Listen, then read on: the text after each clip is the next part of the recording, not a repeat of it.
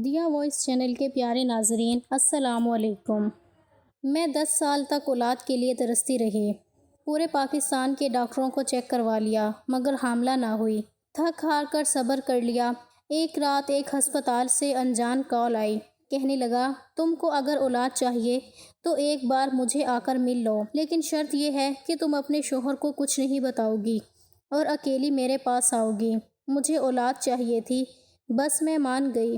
اگلے دن میں ہسپتال پہنچ گئی۔ اس ڈاکٹر نے تو میرے ہوش اڑا دیے، کیونکہ میرا نام زینت ہے۔ میں سعودی عرب میں مقیم ہوں۔ میرے شوہر وہاں کاروبار کرتے ہیں۔ میرے شوہر کا صرف ایک ہی بھائی ہے جس کا نام جمشید ہے، جو میرا دیور بھی ہے اور بہنوئی بھی ہے، یعنی پہلے میری شادی ہوئی تھی۔ جب میں نے یہاں آ کر دیکھا کہ خاندان انتہائی اچھا ہے اور لوگوں کا برتاؤ اچھا ہے تو میں نے اپنی بہن کا رشتہ یہاں کروا دیا اور وہ بھی رخصت ہو کر یہاں آ گئی۔ شادی سے پہلے میرا شوہر سعودی عرب میں مقیم تھا، جبکہ اس کا بھائی پاکستان میں رہتا تھا۔ جب میں رخصت ہو کر آئی تو میں پاکستان میں اس کے بھائی اور اس کی والدہ کے ساتھ رہی۔ میری شادی کے بعد میری ساس تھوڑا عرصہ زندہ رہی اور پھر ان کا انتقال ہو گیا۔ ان کے انتقال کے بعد میرے شوہر نے میرے کاغذات بنوائے اور مجھے اپنے ساتھ لے جانے کی تیاری کرنے لگا۔ ساتھ ہی اس نے اپنے بھائی کے لیے رشتہ دیکھنا شروع کر دیا۔ اس کے بھائی نے ایک دو بار اعتراض کیا کہ اگر بھابھی کو لے کر آپ چلے جائیں گے تو میں یہاں کیسے رہوں گا؟ میرا کھانا کون بنائے گا؟ میرا نظام کیسے چلے گا؟ میرے شوہر نے اپنے بھائی کو سمجھایا کہ جب تک والدہ زندہ تھی تب حالات اور تھے۔ مجھے تم پر یقین ہے، مجھے میری بیوی پر بھی یقین ہے، لیکن یہ حقیقت ہے کہ تم دونوں نامحرم ہو اور مجھے میری بیوی کا یہاں رہنا برا نہیں لگے گا، لیکن ہمارے معاشرے کا نظام ایسا ہی ہے کہ لوگ باتیں کرنے سے باز نہیں آتے۔ میں نہیں چاہتا کہ بلا وجہ میری بیوی پر کسی بھی قسم کی کوئی تہمت لگے یا پھر میرے بھائی ہونے کے ناطے تمہاری عزت داغدار ہو جائے۔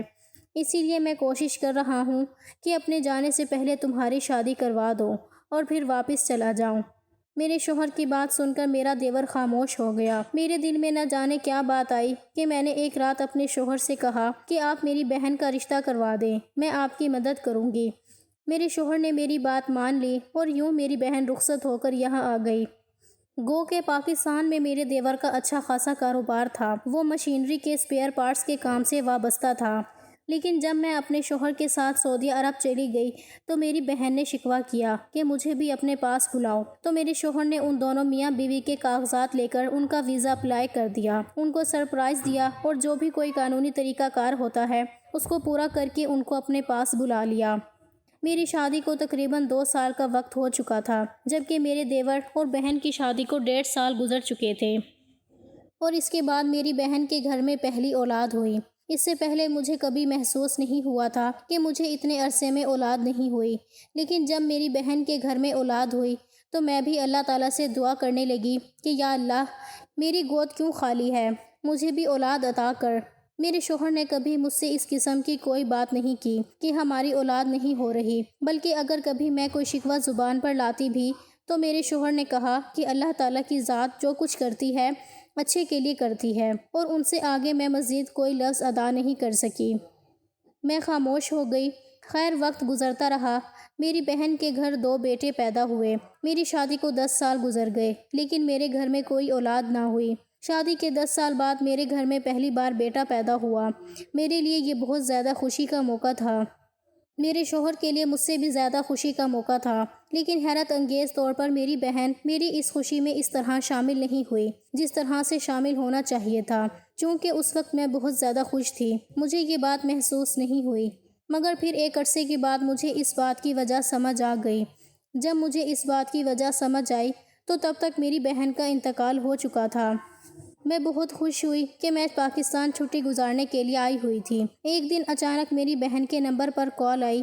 میں نے وہ کال اٹینڈ کی۔ مجھے پتہ چلا وہ کال ہسپتال کے نمبر سے کی گئی ہے، یعنی ایسے شعبے سے جہاں حادثے کے دوران جل جانے والے لوگوں کو لایا جاتا ہے۔ میں نے کال کرنے والے سے اس کا نام پوچھا تو کال کرنے والے نے بتایا کہ میں یہاں وارڈ بوائے ہوں اور یہاں کوئی مریض داخل ہے، وہ مریض آپ سے ملنا چاہتا ہے۔ میں نے مریض کے بارے میں پوچھا تو وارڈ بوائے نے بتایا کہ اس مریض کا کہنا ہے کہ آپ اسے نہیں جانتے، لیکن اس مریض کے بچنے کے چانسز بہت کم ہیں۔ اس مریض کی آخری خواہش ہے کہ وہ آپ سے ملے۔ میں نے جب یہ بات سنی تو تھوڑی سی پریشان ہو گئی۔ جیسا کہ میں پہلے بتا چکی ہوں کہ میری عادت تھی کہ میں اپنی بہن کے تمام دوست احباب کا بہت خیال رکھتی ہوں۔ میرے دل میں اب کی بار بھی خیال آیا کہ یہ کوئی میری بہن کے جاننے والا نہ ہو، کسی مشکل میں ہو اور اسے میری مدد درکار ہو۔ اگر میں آج اس موقع پر وہاں نہیں پہنچی تو میری بہن کے دل پر کیا گزرے گی؟ اس کی روح رنجیدہ ہوگی۔ میں لیاقت پور کے ایک گاؤں میں موجود تھی۔ اس گاؤں سے ہسپتال کا فاصلہ کافی دور تھا اور میرے پاس ایسا کوئی قریبی رشتہ موجود نہیں تھا جس پر بھروسہ کر سکتی اور اسے ساتھ لے کر ملتان چلی جاتی۔ دوسری طرف مجھے ڈر تھا کہ اگر کوئی میری بہن کے جاننے والا ہوا اور میں ان کی مدد کو نہ پہنچی تو میری بہن مجھ سے ناراض ہوگی، اس کی روح کو تکلیف پہنچے گی۔ خیر، میں نے سعودی عرب میں مقیم اپنی ایک دوست سے رابطہ کیا جس کا تعلق ملتان سے تھا اور اس کو سارا معاملہ بتایا تو اس نے اسی وقت مسئلہ حل کر دیا۔ اس نے بتایا، میرا بیٹا چھٹیاں گزارنے آیا ہوا ہے، ملتان شہر موجود ہے، آپ چلی جاؤ، میں آپ کو اس کا نمبر بھیج دیتی ہوں اور اس کو آپ کے آنے کا بتا دیتی ہوں، وہ آپ کو لے لے گا اور ہسپتال لے جائے گا۔ وہاں جب آپ نے رکنا ہوا تو آپ کے ساتھ رکے گا۔ اس کے بعد اگر آپ ہمارے گھر رہنا چاہیں تو رہ لیں، نہیں تو آپ کے لیے ہوٹل میں کمرہ بک کروا دیا جائے گا۔ بلکہ بہتر ہوگا آپ ہوٹل کا کمرہ بھی چیک کر لینا اور ہمارے گھر کا ماحول بھی دیکھ لینا، جہاں آپ آسانی سے رات گزار سکیں، وہاں رات گزار لینا۔ میں نے پھر دوست کا شکریہ ادا کیا، اس کے بیٹے کا نمبر لیا، اپنے سفر پر نکل گئی۔ دوران سفر میری دوست کا بیٹا مجھ سے رابطے میں رہا۔ میں ملتان پہنچی تو موٹر وے پر اترنے سے پہلے ہی وہ وہاں اپنے دوست کے ساتھ موجود تھا۔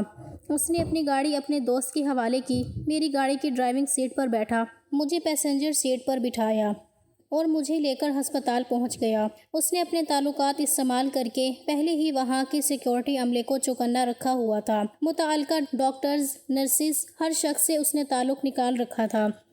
ہمارے جانے پر ہمیں شعبے کے سینئر ڈاکٹر نے جوس پلایا، پھر ہم کو ساتھ لے کر وارڈ میں آیا، مجھے اس شخص کے پاس لے کر گیا۔ میں نے نام اور بیڈ کا نمبر اس وارڈ بوائے سے پوچھ لیا تھا۔ میں جب اس شخص کے پاس پہنچی تو وہ شخص سارا جھلسا ہوا تھا، اس کے جسم کی کھال ادھڑی ہوئی تھی، آگ کی لو کی وجہ سے اس کی آنکھوں کے پپوٹے تک جھلس چکے تھے، لیکن حیرت انگیز طور پر اس کو آنکھوں سے ابھی تک نظر آ رہا تھا اور اس کی شکل اتنی بھیانک تھی کہ جب میری پہلی نظر اس پر پڑی تو میری طرف دیکھا اور ہماری آنکھیں دو چار ہوئیں تو میں لرز گئی۔ میں نے اپنا بیگ اس کے بیٹے کے ہاتھ میں پکڑایا، اس نے مجھے نرمی سے تسلی دی۔ خیر، اس دوران اس مریض نے میرا نام پکارا اور میں نے تصدیق کی تو اس نے کہا کہ میں تم سے اکیلے میں کچھ بات کرنا چاہتا ہوں۔ میں چونکہ اس سے ڈری ہوئی تھی لہٰذا میں نے اکیلے اس سے بات کرنے سے انکار کر دیا۔ میری دوست کے بیٹے نے کہا کہ آنٹی آپ بے فکر ہو کر بات کر لیں، یہ شخص صرف زبان سے ہی بات کر سکتا ہے، اپنے جسم کو حرکت نہیں دے سکتا، یہ مکمل طور پر جھلس چکا ہے اور اس کا بچنا ناممکن ہے۔ ہو سکتا ہے کہ کوئی آپ کی پہچان والا ہو، آپ کو کوئی وصیت کرنا چاہتا ہو، کچھ بتانا چاہتا ہو۔ میں اور ڈاکٹر صاحب باہر انتظار کر لیتے ہیں۔ اپنی دوست کے بیٹے کی تسلی دینے پر میں اس شخص سے اکیلے میں ملاقات کر لی۔ اس شخص نے ایک بار پھر میرا نام پکار کر پوچھا کہ تم وہی ہو، جیسے وہ تصدیق کرنا چاہ رہا ہو، اپنا شک دور کرنا چاہ رہا ہو۔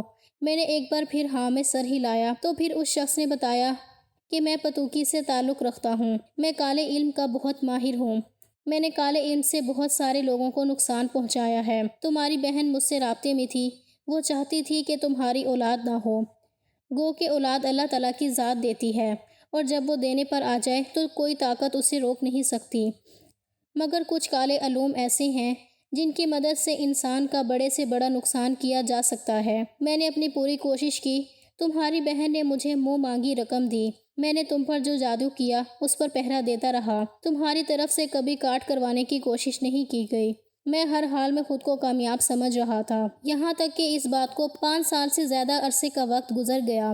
تمہاری بہن مجھ سے بہت زیادہ خوش تھی، وہ مجھے باقاعدگی سے پیسے بھیجتی تھی اور بدلے میں اس کا ایک ہی مطالبہ ہوتا تھا کہ کسی بھی حال میں تمہاری اولاد نہیں ہونی چاہیے، کیونکہ وہ چاہتی تھی کہ جو تمہارا کاروبار ہے وہ اس کے پاس آ جائے، اس کی اولاد کو مل جائے، اس کے شوہر کو مل جائے۔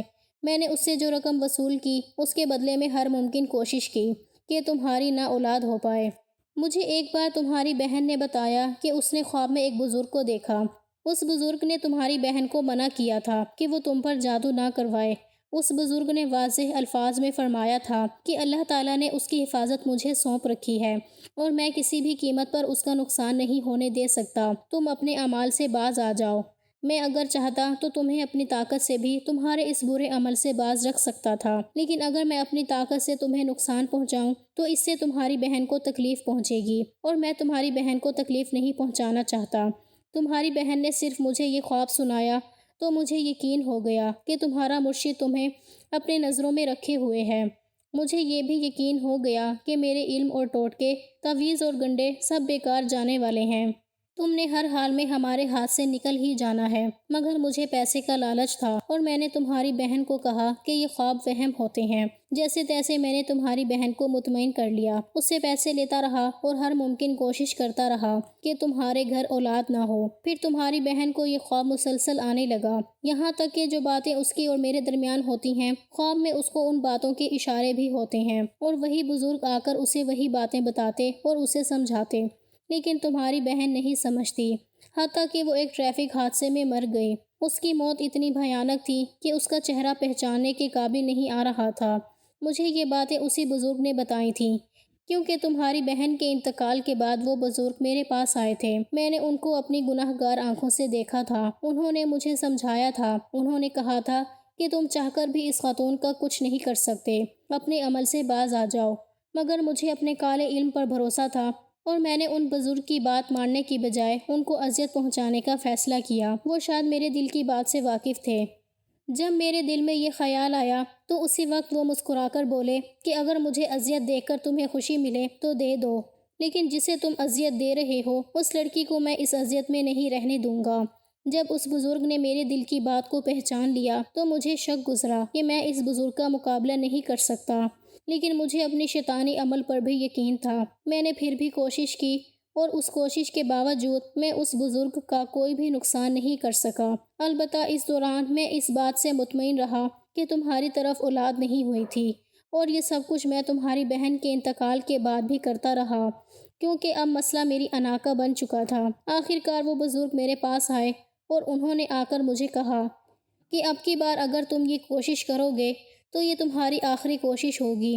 یاد رکھنا، وہ خاتون باقاعدگی سے صدقہ خیرات کرتی ہے، اور اس کی اسی خوبی کی بنا پر اس کی حفاظت کا ذمہ مجھے سونپا گیا ہے، اور جب تک میرے اللہ نے مجھے طاقت دے رکھی ہے تب تک میں اس کی حفاظت کرتا رہوں گا۔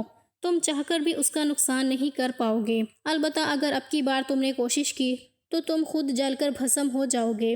اتنی واضح نصیحت کے باوجود میں اپنے عمل سے باز نہ آیا۔ میں نے تم پر کالا جادو کرنا جاری رکھا، یہاں تک کہ میں جس جگہ بیٹھ کر جادو کیا کرتا تھا اس جگہ پر اچانک آگ بھڑک اٹھی۔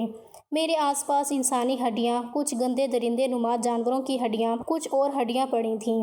ان سب ہڈیوں نے سانپ کی شکل اختیار کر لی، اور وہ سانپ مجھے ڈسنے کی کوشش کرنے لگا۔ پتہ نہیں ان سانپوں نے مجھے ڈسا کیوں نہیں، لیکن آگ مجھے جلاتی رہی، اور اس آگ کے دوران وہ سانپ بالکل محفوظ رہے۔ میں جب بالکل جل گیا اور مجھے موت واضح نظر آنے لگی تو اس وقت آگ خود بخود بجھ گئی، لیکن میرا وہ سارا سامان جل چکا تھا جس پر میں عمل کیا کرتا تھا اور لوگوں کو نقصان پہنچایا کرتا تھا۔ میرا تمہیں یہاں بلانے کا مقصد صرف یہ تھا کہ میں تم سے یہ پوچھنا چاہتا تھا کہ وہ بزرگ کون ہے، اور تمہارا ایسا کون سا عمل ہے جس کی وجہ سے میں کامیابی کے اتنا قریب جا کر بھی ناکام ہو گیا۔ میں جو خاموشی سے اس شخص کی ساری باتیں سن رہی تھی، اپنی بہن کو اپنے ساتھ ہونے والی دشمنی کا سوچ کر رو رہی تھی۔ میرا دل چھلنی چھلنی ہو گیا تھا۔ میں اس شخص کو کوئی جواب نہ دے سکی، وہاں سے اٹھی اور روتے ہوئے باہر نکل آئی۔ باہر آ کر اپنا چہرہ اور آنکھیں صاف کیں، اور پھر میں اس ڈاکٹر کے دفتر میں چلی گئی۔ وہاں میری دوست کا بیٹا میرا انتظار کر رہا تھا۔ ڈاکٹر صاحب نے مجھ سے ملاقات کی اور پوچھا تو میں نے کہا کہ ہاں ہو گئی ہے۔ یہ میرے جاننے والے نہیں بلکہ میری بہن کے جاننے والے تھے۔ میری بہن کا انتقال ہو چکا ہے۔ انہوں نے ملنے کی خواہش کا اظہار کیا تو میں ملنے چلی آئی۔ ڈاکٹر صاحب مجھے اور میری دوست کے بیٹے کو چھوڑنے کے لیے دروازے تک آئے۔ میں اور میری دوست کا بیٹا گاڑی میں بیٹھے۔ میری دوست کے بیٹے نے مجھ سے پوچھا کہ آپ کہاں رکنا چاہیں گی، تو میں نے بتایا کہ آپ نے ہوٹل میں جو کمرہ بک کروا رکھا ہے مجھے اس کمرے میں چھوڑ دیں۔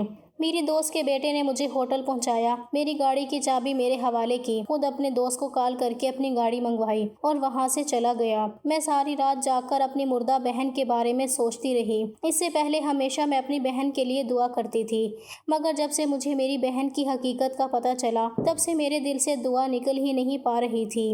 میری بہن کے بچوں کی پرورش میں کر رہی ہوں، مجھے وہ اپنی اولاد سے زیادہ عزیز ہیں۔ میں یہ قسم تو شاید نہ دے سکوں کہ مجھے وہ اپنی اولاد سے زیادہ عزیز ہیں، لیکن میں اس بات کی قسم دے سکتی ہوں کہ میں ان کو اپنی اولاد سے کم نہیں سمجھتی۔ وہ بچے میرے مجرم نہیں ہیں۔ میری سگی بہن میری مجرم تھی، لیکن اس کے باوجود میرے دل میں ان بچوں کے لیے بھی وہ پہلی جیسی ممتا نہیں رہی۔ البتہ میں نے وہاں ہوٹل میں یہ عہد ضرور کیا کہ ان بچوں کو یہ کبھی محسوس نہیں ہونے دوں گی کہ میرے دل میں ان کے لیے یا ان کی ماں کے لیے کسی قسم کا کوئی ملال ہے۔ میں یہاں اپنے پڑھنے والوں کو یہ بتا دینا چاہتی ہوں کہ میرا اس کے علاوہ اور کوئی عمل نہیں تھا، کہ میں نماز روزہ باقاعدگی سے کرتی تھی اور صدقہ خیرات ضرور کیا کرتی تھی۔ پہلے میری عادت نہیں تھی کہ میں صدقہ خیرات کروں، لیکن مجھے یاد ہے کہ ایک بار میری والدہ سے میری فون پر گفتگو ہو رہی تھی تو میری ماں نے مجھ سے پوچھا تھا کہ تم کوئی صدقہ خیرات کرتی ہو؟ میں نے اپنی ماں کو بتایا کہ نہیں، میں ایسا کچھ نہیں کرتی۔